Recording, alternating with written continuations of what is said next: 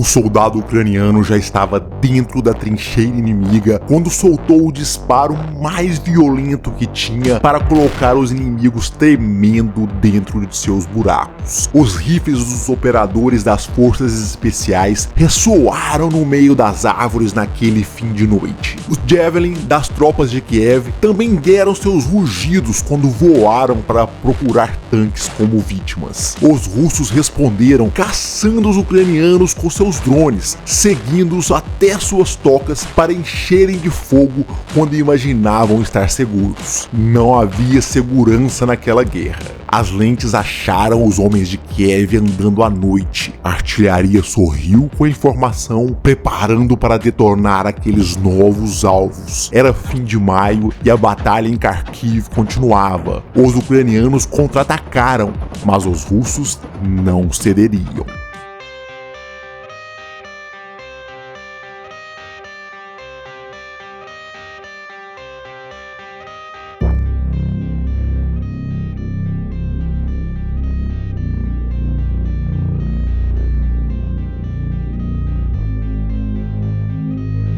A entrada dos russos no norte de Kharkiv foi um desastre inicial para os ucranianos, mas que em meados de maio já começava a ter mudanças. A onda que parecia a ponto de engolfar as forças despreparadas de Kiev na região perdeu força, bateu contra uma rocha. Essa rocha, aliás, foi composta principalmente por forças deslocadas para Kharkiv. Grupos como a 3ª Brigada de Assalto, a 36ª Brigada de Fuzileiros e a 82ª Brigada de Assalto Aéreo se juntaram a tropas que seguiram para a região. Os russos continuaram com o do 117º Regimento Aerotransportado de Guardas, o 6º Exército de Armas Combinadas e o 20º Exército de Armas Combinadas, mantendo a ofensiva. O mês de maio de 2024 teve muitas mudanças dos dois lados. A Rússia vinha em uma ofensiva forte desde o avanço duro sobre muitas posições em Donetsk, que fizeram os ucranianos recuar e temerem que as linhas de defesa desmoronassem. A pressão sobre Chasiv-Yar aumentou absurdamente. Inclusive, essa última era anunciada por alguns como prestes a cair para o poder russo, com os ucranianos apenas trabalhando para atrasar o avanço inimigo. Contava-se também que Kharkiv era apenas uma distração para forçar a Ucrânia a colocar seus combatentes em novas áreas e permitir o avanço russo em Donetsk. De fato, a iniciativa era claramente do Kremlin naquela época. Os ucranianos, no entanto, iniciaram algumas mudanças quando o apoio externo finalmente chegou. Países membros da OTAN liberaram grandes pacotes de armamentos para Kiev. Muitas das armas começaram a chegar, permitindo aos ucranianos estabilizarem-se e terem esperanças de deter o avanço avassalador dos russos. Dentre as notícias que mais esperavam estava a liberação para usarem suas armas em território da Rússia, mais precisamente em regiões que ameaçavam Kharkiv. A chegada de novos pacotes de armas se manifestou em diversas posições no fronte. O nome dos Attack-MS retornou às mídias sociais e à imprensa. O MGM-140 Attack-MS, sigla para Sistema de Mísseis Táticos do Exército, é um míssil balístico de curto alcance com grande poder de impacto. Com 4 metros de comprimento, o Attack-MS é um míssil compacto, mas potente. As versões de maior alcance podem atingir alvos até 300 km de distância. Esse sistema versátil pode ser lançado a partir de 2 plataformas diferentes: o sistema de lançamentos de foguetes M270, o MLRS, e o sistema de foguetes de artilharia de alta mobilidade M142, o HIMARS. Essa flexibilidade permite seu uso em diversos terrenos. Os ucranianos fizeram seus Attack-MS voar durante a noite. Um de seus alvos em maio foi uma base aérea em Luhansk. Um ataque massivo de mísseis de longo alcance na noite de segunda-feira saturou uma base militar russa, localizada bem atrás das linhas de frente, com munições de fragmentação iniciando um incêndio visível a dezenas de quilômetros de distância. O local havia sido ocupado pelas tropas de Moscou, que usavam a área como sede e base logística desde a primeira invasão da Ucrânia pela Rússia em 2014. Relatos indicaram que uma instalação de reparo e manutenção de aeronaves utilizada pelas forças russas, localizada a poucos metros do campo de aviação, também foi alvo do ataque. Esses mísseis ainda fizeram um desafio a um dos melhores sistemas de defesa aérea do mundo. O S-400 era um equipamento russo de longo alcance, eficaz contra aeronaves, mísseis e drones, capaz de detectar e destruir alvos a até 400 quilômetros de distância. Ao detectar a presença dos ATACMS, os operadores ativaram as defesas múltiplas vezes, em subidas desesperadas que erraram alguns dos projéteis atacantes. A chegada veio na forma de explosões e munições cluster que detonou todo o sistema de defesa. O resultado foi trágico para o equipamento e a tripulação. Os mísseis continuaram sendo lançados. O próximo alvo foi o R-330ZH Zytel, uma estação móvel de comunicação de interferência de guerra eletrônica montada em caminhão. Um míssil Neptune, fabricado na Ucrânia, também entrou em ação e foi lançado tendo como alvo Kavkaz. O projétil viajou por quilômetros para o encontro violento com o porto, atingindo depósitos de petróleo em mais um dos ataques a uma das grandes fontes de renda da Rússia. Os ATACMS continuaram com sua ação. Eles chegaram à base aérea de Belbek, em Sevastopol, sem timidez, fazendo sua entrada com fogo na noite. Imagens de satélite obtidas mostraram 3 jatos russos destruídos e edifícios danificados. A estrutura da base sofreu danos significativos com a possível destruição de um S-400, apesar de o governador russo de Sevastopol ter afirmado que repeliram um ataque massivo com drones. A Ucrânia continuou lutando para interceptar ataques de mísseis e drones russos, enquanto Moscou manteve a pressão sobre os sistemas de defesa aérea sobrecarregados do país. Kiev pediu aos aliados ocidentais que fornecessem mais capacidade de defesa aérea, mas a Rússia também mudou suas táticas para dificultar a interceptação de suas armas pela Ucrânia, incluindo o disparo de barragens maiores. Um relatório afirmou que a rede de defesa aérea da Ucrânia estava se deteriorando lentamente. Kiev enfrentava escassez de munição. A Ucrânia interceptou apenas 46% dos mísseis russos nos últimos 6 meses, em comparação com 73% no semestre anterior. O presidente russo Vladimir Putin expressou publicamente a indignação de Moscou quanto à aprovação de alguns aliados da OTAN à Ucrânia para usar armamentos ocidentais de maneira mais ampla, tanto para defender suas fronteiras quanto para atacar alvos selecionados dentro da Rússia. Assim, a guerra da Ucrânia se expandia e a Rússia mostraria sua fúria com esses acontecimentos, atacando Kharkiv com ainda mais força.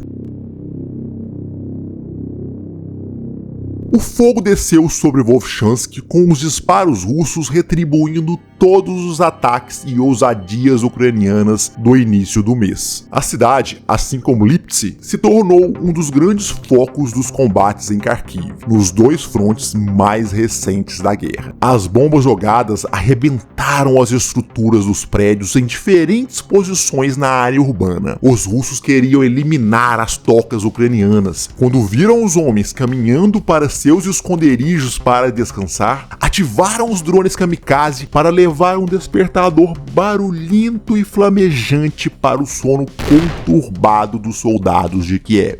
Os ataques noturnos captaram as formas brilhantes dos ucranianos, suando ao se deslocarem entre as árvores para alcançarem as novas posições. A morte desceu sobre eles, abraçando-os com explosões que fizeram suas formas esbranquiçadas desaparecerem das telas dos russos. O trabalho de parar a ofensiva russa era perigoso para qualquer grupo. as tropas do MLRS Grade ucraniano foram ordenadas para um novo ponto de disparo, onde deveriam mirar nos russos que tentaram um novo avanço. Não sabiam que já haviam sido detectados pelo drone de observação. O Lancet Isdeli 53 carregou 5 kg de explosivos que geraram uma explosão massiva ao cumprimentarem as munições do Grad.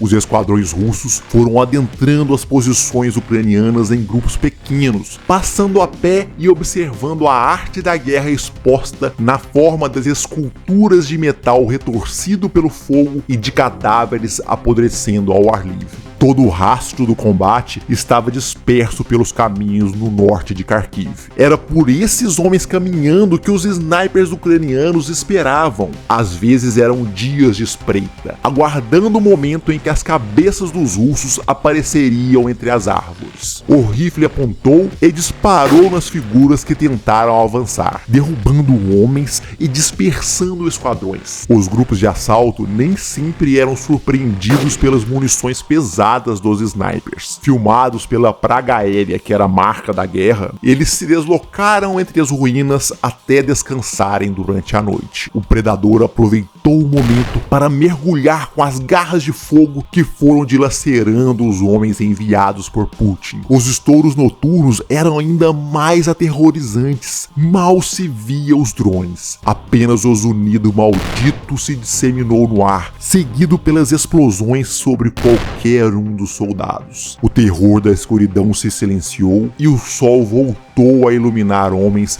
que não despertariam de seus pesadelos. Os russos tentaram usar a engenhosidade e diferentes recursos para reabastecer suas posições avançadas. Vans adaptadas com equipamentos de interferência eletrônica fizeram seu caminho. O distúrbio de sinal não foi suficiente para conter o golpe que o automóvel levou de um drone kamikaze. O motorista saiu apressado, mas qualquer homem inconsciente dentro da van, assim como seus suprimentos, foram consumidos pelo fogo. O uso desses veículos era rápido e barato, visto que os drones estavam destruindo tudo, não importando o quão blindado fosse. E se não fossem os drones malditos, os ucranianos ainda esperavam nas ruínas com os Javelin apontados, uma das armas que ficaram famosas na guerra por ter devorado tantos blindados russos. Era bom lembrar que esse equipamento fez estrago em Kharkiv. Seus disparos voaram pelo Oblast em diversos pontos durante o início da invasão russa em 2022 e posteriormente quando foram expulsos da região. Muitas carcaças de tanques do Kremlin nos campos de Kharkiv eram resultado da arte dos Javelin. O Kremlin não parou de enviar reforços a partir de Belgorod. Seus equipamentos foram transportados de trem para manter a ofensiva de Kharkiv aquecida. Com o objetivo tradicional de bombardear tudo o que fosse possível, os russos tomaram o cuidado de atacar os radares ucranianos mais próximos para que seus aviões não fossem perturbados. Os acessos inimigos foram cortados com o bombardeamento de pontes sobre o rio Vovcha, perto da aldeia de Volokivka. As bombas FAB em seus variados pesos, fosse 500 kg ou até 1,5 toneladas, planaram e desempenharam seu papel de cavar a destruição do que estivesse de pé em Volchansk. Todo esse peso, com uma carga altíssima de explosivos, era lançado de cima por caças a uma distância de 60 a 70 quilômetros, fora do alcance de muitas defesas aéreas ucranianas disponíveis naquele momento. A fumaça subiu na cidade. Só após ela começar a se dispersar, a destruição russa se mostrou em toda a sua violência. Corpos de civis se espalharam, liberados de suas vidas pelas armas inimigas. Ficaram jogados ao relento, tendo como ritual funerário apenas o fogo em volta, expelindo fumaça que indicou o desastre sobre Volchansk. Um carro policial que tentava evacuar os feridos foi pego no meio dos ataques, desvencilhando mais almas da carne. Tantas bombas não geraram danos apenas em alvos militares. Os russos alardearam que havia munições ucranianas em um hipermercado e enviaram suas FAB no sábado, no dia mais cheio, chocando as pessoas pessoas com a violência das quedas. Havia mais de 200 civis no estabelecimento quando o fogo começou a se espalhar. A coluna de fumaça marcou que o alvo foi atingido com perfeição. Era densa e alimentada pelas chamas que seguiam se disseminando. O fogo foi consumindo a estrutura enquanto os bombeiros tentaram parar o dano e salvar quem ainda estivesse preso nos escombros. Corpos ficaram no chão. Pouco restou do supermercado além da marca do que a guerra trazia à humanidade. Claro que isso levou à troca de acusações, inclusive com os russos mais tarde dizendo que os ataques MS haviam matado 25 civis em Luhansk. Uma bomba caiu no centro de Kharkiv durante um dos ataques. Os golpes elevaram o número de civis mortos na cidade para 16 ainda em maio, desde o início dessa nova ofensiva. Os soldados continuaram lutando no meio dessa loucura. A 82ª Brigada dos Ucranianos levou seu Striker para avançar contra os russos em Volchansk. As lutas encheram as ruas de fumaça. O caos do combate era aumentado pela metralhadora .50 e pelos gritos de guerra dos soldados enquanto saíam da escotilha para lançarem os RPGs contra os inimigos. Explosões, fogo e caos eram os elementos que passaram a constituir Volchansk. O Striker recuou após a tarefa cumprida, mas a luta dentro da cidade persistiu. As forças do Corpo de Voluntários Russos, o RDK, eram um dos grupos que acompanhavam os ucranianos nos combates em Kharkiv. Seus soldados estavam dentro das casas de Volchansk, colocando as AK para trabalhar na direção daqueles com quem compartilhavam a nação em seu nascimento, mas não no sentimento por seu líder. As metralhadoras desrespeitaram as vidas russas, lançando munições fartamente no ar para abrir caminho para os outros saírem da casa.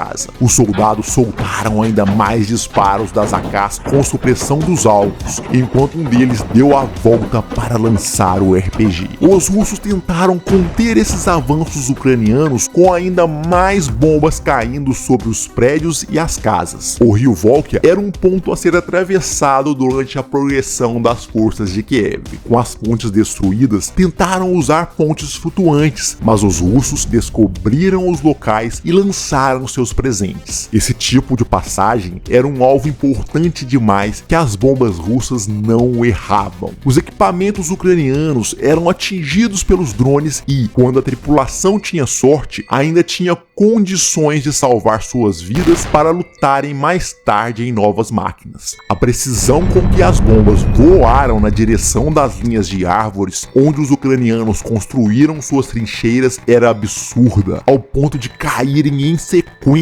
uma fila quase perfeita de distribuição da morte. Os ucranianos se esforçaram para avançar com o veículo americano M113, mas ele foi encontrado pelo drone russo. As granadas que o atormentaram fizeram a tripulação deixar o local, mas o drone continuou seu trabalho até retirar o veículo de atividade. Os russos fizeram ainda mais de suas inovações no campo de batalha, aumentando o número de soldados se deslocando em motos com proteções improvisadas contra os drones. Deveriam ser transportes rápidos e ágeis, fáceis para parar em áreas arborizadas. Aqueles que se arriscaram nessas motos foram corajosos. Não havia proteção que fosse totalmente eficiente contra o ataque de um drone e muito menos contra os tiros de um soldado. Uma dupla que ousou usar o método foi emboscada pelos drones ucranianos com tantos disparos que nem o veículo se manteve inteiro.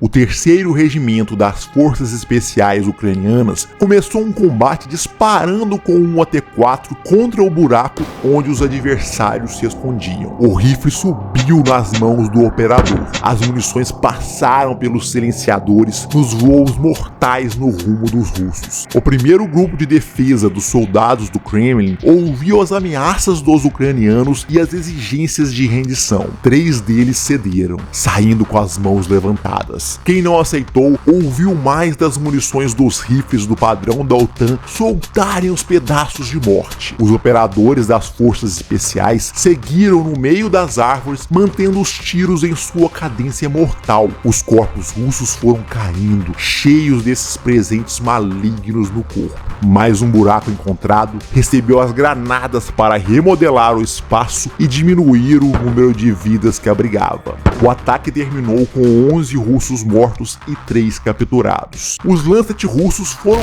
uma arma que proliferou em Kharkiv. Seus enxames capturaram os equipamentos ucranianos com esferas de fogo. Tanques e outros blindados receberam os impactos mesmo ocultos no meio das árvores. O MLRS Grad tentou fugir das pestes, seguindo em desespero pela estrada até ser atingido na parte traseira. O motorista fugiu, sabendo que a munição poderia detonar com o ataque. As explosões causadas pelos russos eram parte da existência dos soldados ucranianos no fronte. A fartura de projéteis descendo dos céus deixou qualquer soldado tenso com o que poderia o atingir. O combatente viveu isso tentando tirar vidas ou a salvar. Um deles usou uma SUV para atravessar um território onde a Rússia plantava fogo na esperança de colher cadáveres ucranianos. O automóvel correu pelo Vale da Morte, vendo as explosões caírem próximas. O motorista sentiu a vibração chegando ao corpo. A noção da fragilidade de sua existência saltou à mente, mas ele desvencilhou-se da distração para continuar concentrado no meio do caos. Os homens levaram o ferido até ele e o colocaram no carro. Os russos foram tentando corrigir a artilharia enquanto visualizavam o inimigo tentando recolher o ferido. Eles saíram no meio da fumaça, deixando a poeira para trás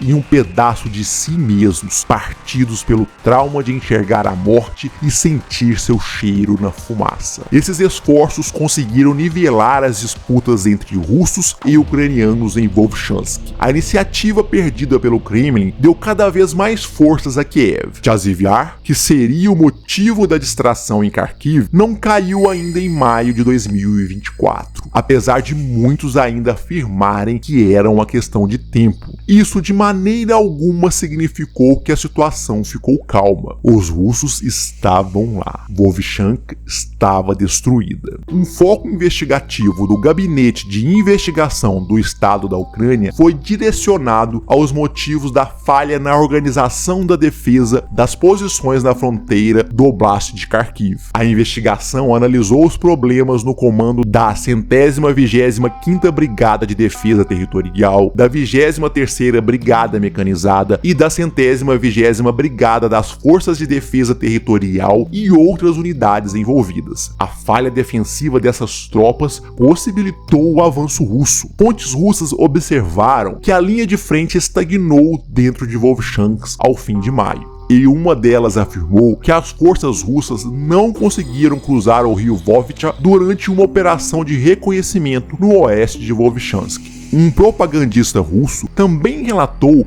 que as formações ucranianas reuniram mais de 50 batalhões que estariam sendo retirados de todas as frentes, desguarnecendo outros pontos do fronte e também levando reservas estratégicas para Kharkiv. Até aquele momento específico, ao fim de maio de 2024, tudo que a Rússia havia conseguido em Kharkiv era uma breve expansão travada pelas forças ucranianas. Isso significava mais vidas jogadas ao chão, mais casas destruídas. Havia também muitas baixas e homens capturados entre os ucranianos. As colunas de fumaça que subiam na Ucrânia riscaram o céu, sinalizando para o mundo que nenhum político ainda estava satisfeito com o número de mortos e sacrifícios feitos por seus homens e mulheres. Eles só parariam de queimar tantas vidas quando houvesse o suficiente de parentes inimigos chorando pelos soldados mortos ou quando o sangue de seus súditos fosse tanto que eles fizessem escorregar de seus tronos.